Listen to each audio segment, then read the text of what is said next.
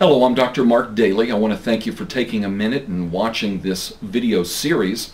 We're talking about the food industry. And I really do not want to make you all mad, but I have to tell you the truth. I closed our last segment by saying that our American diets have literally been infiltrated with things that are killing us. William Duffy wrote a book years ago called The Sugar Blues. On the back of his book it reads, "It's a prime ingredient in countless substances that we eat and drink, from cereal to soup, from cola to coffee, consumed at a rate of 100 pounds every year for every American," and that figure has now increased since the book was written to 160.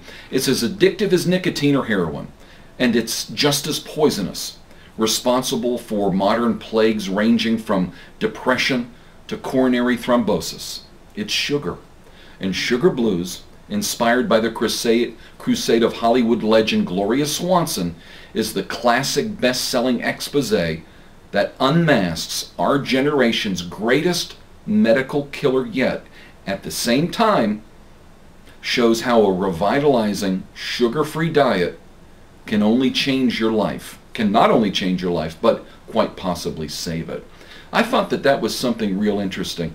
See, in the 1930s, a research dentist from Cleveland, Ohio, Dr. Weston Price, traveled all over the world, from the land of the Eskimos to the South Sea Islands, from Africa to New Zealand.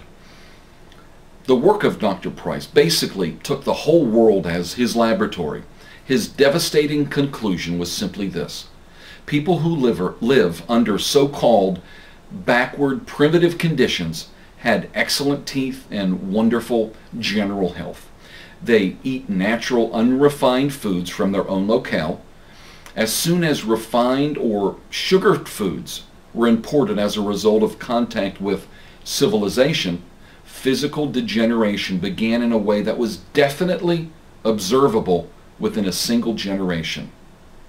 Unfortunately, the average American consumes about 2 to 3 pounds of sugar every week, which is not surprising considering that it's being processed into so many foods like bread, breakfast cereal, mayonnaise, peanut butter, ketchup, spaghetti sauce, and a ton of other microwavable meals.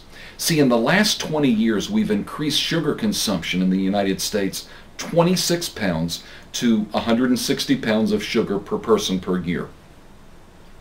Prior to the turn of the century, in 1887 or 1890, the average consumption was only about 5 pounds per person.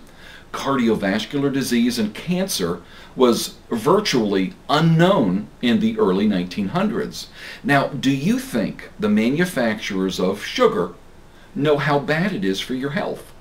Now, if they did know, do you think that they would stop production of sugar?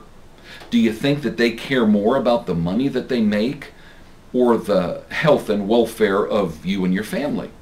It's really something I want you to consider. Again, I don't want to upset you. I don't want to make you mad, but I do want you to have children that enjoy good health and are not destined to suffer from the chronic diseases that plague the rest of America.